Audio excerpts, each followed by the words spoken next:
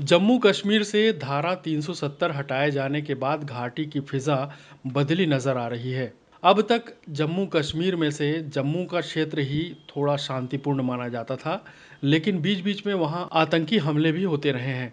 राजनीतिक दृष्टि से देखें तो देश की सबसे बड़ी पार्टी बनकर उभरी भाजपा की पहचान जम्मू तक ही सीमित थी।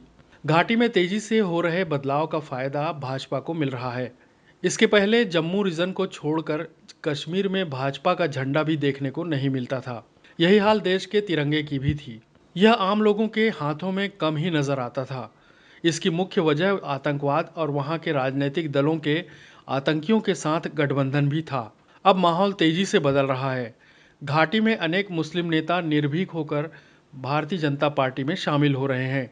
यही नहीं, आम लोगों का भी झुकाव भाजपा की ओर नजर आ रहा है। भाजपा और नरेंद्र मोदी के प्रति वहां के लोगों का झुकाव आश्चर्य किंतु सत्य के जैसा है, क्योंकि राजनीति में यह प्रचारित है कि भाजपा मुस्लिम विरोधी पार्टी है। लेकिन कश्मीर घाटी की तस्वीरों को देखकर ऐसा नहीं लगता। घाटी में कई मुस्लिम नेताओं ने भाजपा का झंडा थामा है और आम लोग भी भाजपा के झंडे और नरेंद्र मोदी के साथ खड़े दिखाई दे रहे हैं। आने वाले दिनों में कश्मीर में पंचायत चुनाव होने वाले हैं।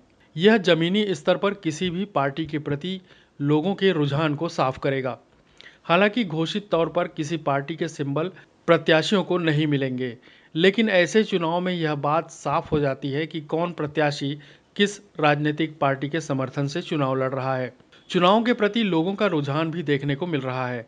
घाटी में किसी भी राष्ट्रीय और राज्य स्तर के चुनावों में वोटिंग की प्रतिशत संख्या काफी कम होती है, लेकिन इस बार पंचायत चुनाव में इसके बढ़ने की काफी उम्मीदें दिखाई दे रही है।